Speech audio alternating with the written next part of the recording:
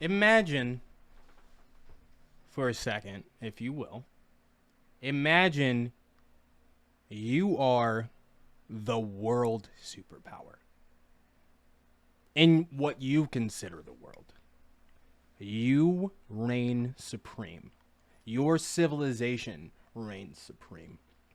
For hundreds of years, you've sent your generals off, not your nobles, not your princes, because you don't really have all that.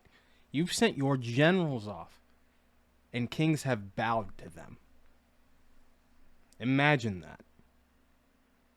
Now, imagine for hundreds of years, that civilization that was that powerful, that august, if you will, slowly, and then all of a sudden, collapsed. And all the things that would lead to.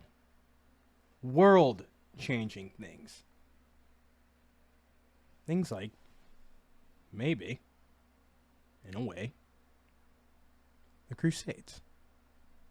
Now, we'll get there, because I know that's a thing to say. But this is the part one, the first part, the beginning of a series of videos I'm going to be doing on the Crusades. Now, why am I doing this? If you really want to know, it's because some dumb professor tried to tell me that the Crusades had nothing to do with Islamic expansion. You know how I feel about women to begin with. But if there's one thing I hate more than a woman telling me anything, it's a person lying about history. You suck! Especially as this person was a doctor, by the way, she had her doctorate in I believe it was some sort of history. Doesn't matter, I don't give obviously the academic part of history has fallen substantially. But that's not what this video is about. This video is about, as I said, Crusades. In a very, very, very, very roundabout way. Because if I were to just start talking about the Crusades, right, it'd leave a lot of questions to be asked. Like, one of the questions that these people like to ask is, well, why did it take so long for the Crusades to happen? I'm going to try and succeed in answering that question and a couple others in this video. I like to call this the long fall. The long fall of what? The most powerful empire in European history. The Western Roman Empire. Well, the unified Roman Empire was really the most powerful thing, but you know what I'm saying. Because, as I said before, the Crusades were a direct response to Islamic aggression. Now, would those Islamic expansions have been so successful, for one, and so detrimental to Rome if the Western Roman Empire hadn't fallen? Say the empire had remained unified. Say the empire, the West didn't fall in the 400s. Does that military, that world superpower, does that fall? Does that need an outside force to come and help? Does it need the Crusades? No. That's just conjecture. That's just my opinion. What we do know is that the West did fall. And there were a lot of people who took over after the West fell that had a certain type of reverence for Rome, and they also needed this thing called authority and legitimacy. And after the fall of the Western Roman Empire, guess where you got that authority and that legitimacy? The Catholic Church. Now, I know that was a whirlwind kind of a situation. So let me ask you this question to get things back in perspective. Focus things up. Why did the Western Roman Empire fall?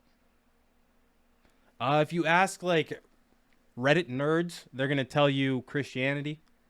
If you ask, like, liberal professors, they might also tell you Christianity. If you ask me, myself, and I'm going to tell you it's a combination of a lot of things, but I think what played the largest factor in the fall of the Western Roman Empire was Volker von der Rong. I don't know if I said that right, but that's how it's written. Volker von der Rong, or the Wandering of the People. Beginning sometime around 300 AD, countless barbarian tribes would start pouring in to Europe. Now, you're talking about your Goths, your Avars, your Magyars, your Bulgars, your Franks, your Huns, your subdivisions of all of those groups. Because you got to think about this. The Goths aren't just one people group. The Huns aren't just one people group. The Franks aren't just one people group. I'll talk about this later. The Tervingi are a group of Goths. Yeah, they're a group of Goths. The Ostrogoths are the Eastern Goths. The Visigoths are the Western Goths. You know what I'm saying? So all these groups are pushing into the both of the empires, honestly.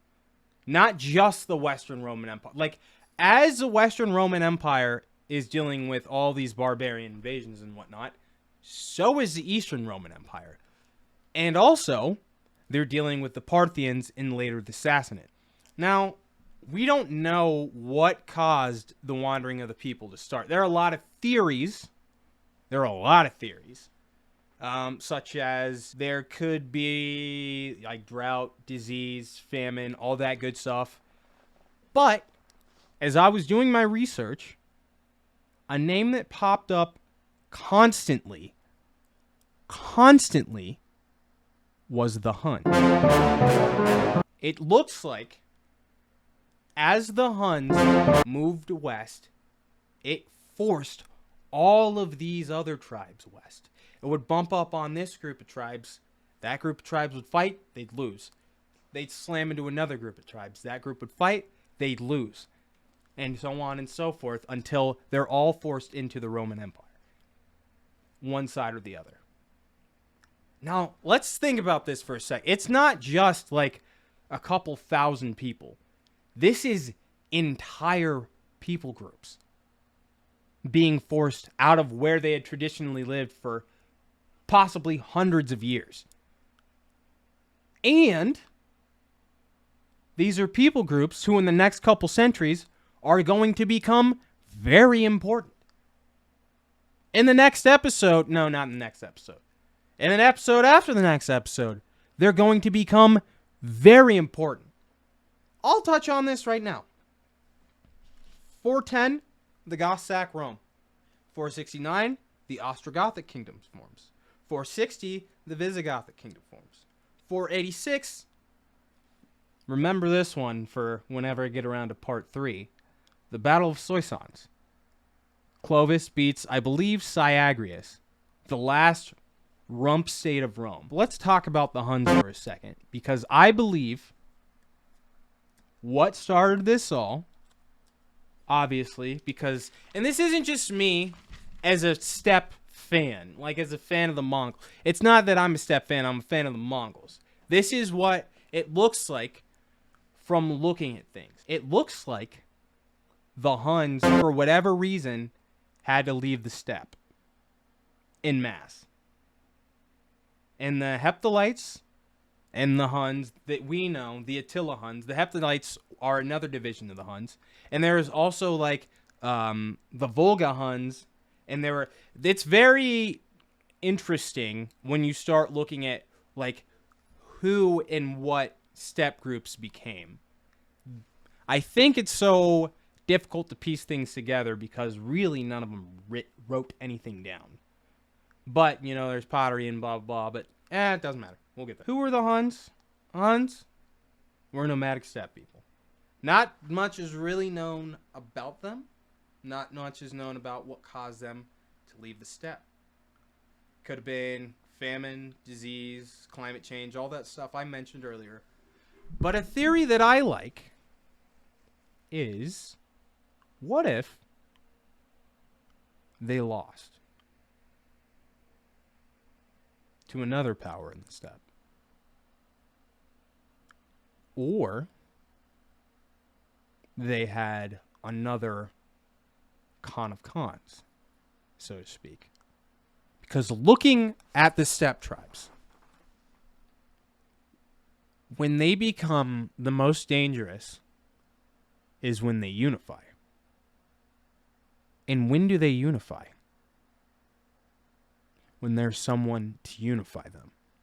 This is, you know, I didn't, because this isn't a video about the Huns, but think about it for a second. To us, as like to Europe, the Huns come out of nowhere around like 370. And everything before them just, you know, is pushed into Rome as they go. And then just the Huns are there. And they're the dominant military, almost, basically, in the area from 370 on. It's interesting. What we knew about the Huns, from the Roman perspective, they could fight. Like most, basically all steppe nomads, they were an entirely mounted force. At least the Huns themselves. They all fought on horseback. They practiced the feigned retreat, you know, as from back since Alexander's time and before. They'd fight. They'd run away like they're scared. And as the enemy breaks formation to pursue them, bam, turn around.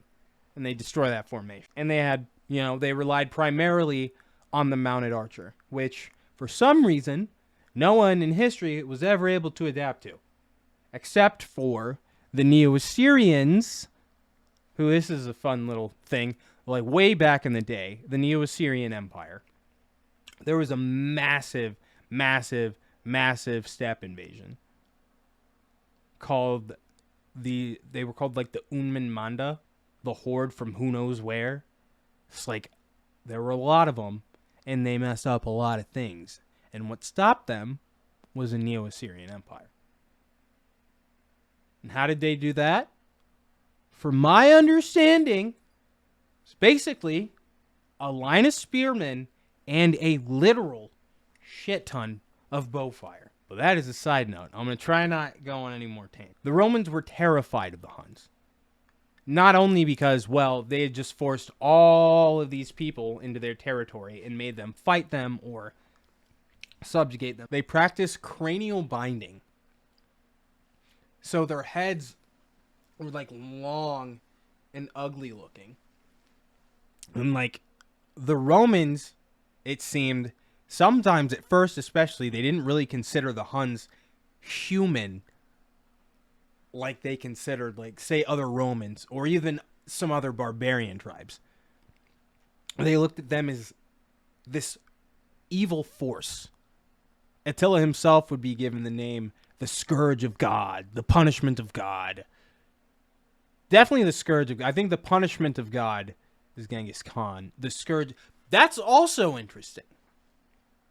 The Scourge of God, the Punishment of God, 2 steppe rulers. And they also practiced ritual scarification of their faces. So they wouldn't grow, they wouldn't grow hair on their cheeks, but also they would scar their faces. Like, I think they're babies, and they did steppe things. You know what that entails. They won battles. They, and this is something that I want to touch on, but I'll get to much later. For most of human history, warfare, they didn't have rules for warfare.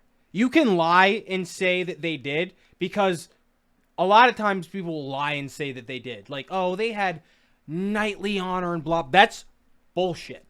Did not exist. For most of human history, and even now in some places, if you besiege a city and those people inside that city don't surrender, it is an unspoken agreement between you, your army, and everyone in that city. You can do whatever you want to the occupants of that city. Up to and including slavery, rape, murder, it doesn't matter.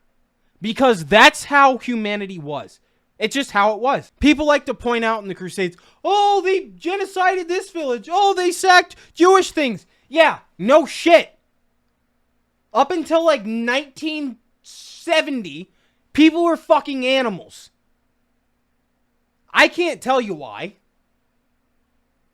That's just how it was. And if you don't acknowledge how brutal, how horrific history was, and you want to try and make an exception for here and there, you are not a historian, and you should not be taken seriously when talking about history. Because you're not being factual. You're not being objective. You're putting your emotions into it. Your emotions don't trump historic fact. I'll get to there when it's more pertinent. But yeah. Did the Huns rape people? Did they pillage? Yes. Did the Romans rape people? Did they pillage? Yes. Did the French?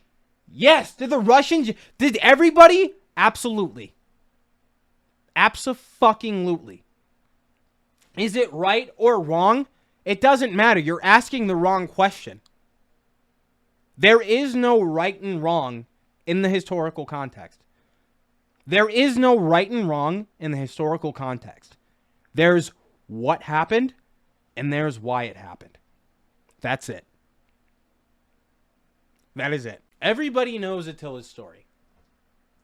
Everybody knows and thinks that it may have played a pivotal role pushing all of those other people into Roman territory, may have played a pivotal role in what it is that caused the fall of the Western Roman Empire. And a lot of those people, the Franks especially, would go on and through a series of conflicts to make what would become your Western Europe. Clovis would form the... I don't know. But he would form the dynasty. He would form the Merovingian dynasty. And from the Merovingian dynasty, you would get Pepin the Short, Charles the Hammer, and Charlemagne. And while all that's happening, all of that in Western Europe is going on, in the land that had once been under unified control of the Roman Empire, while the Franks are fighting the Goths, while the Franks are fighting other Franks, while the Visigoths are conquering North Africa and Italy, and while all that becomes France, the Holy Roman Empire, Italy, what are they going, how are they, as one unified force, like some people just think they would snap and become, how are they going to respond? And why would they respond when this other half of the Roman Empire says, hey, I need some help? Why would they care? Why would they even, when they have their own kingdoms to form, when they have their own legacies to cement, why would they risk it all in going to help this other Rome when they are all, every single one of them, striving to become the Roman Empire themselves? And because of that, you get yourselves, I don't know, maybe this Persia that you've been fighting for a long time realizes this. Maybe some of the other enemies And these new enemies that were all pushed by the Huns, they get a little bold. And maybe that Sassanid Empire that you had been, relatively equals with, maybe now's their chance. Or so they think. And maybe that leads to the war that will cement the fate of the Sassanid Empire, the Eastern Roman Empire, and eventually lead to the Crusades. Check out next time on the Weekly Blitz. Like and subscribe. Thank you. And stay motivated.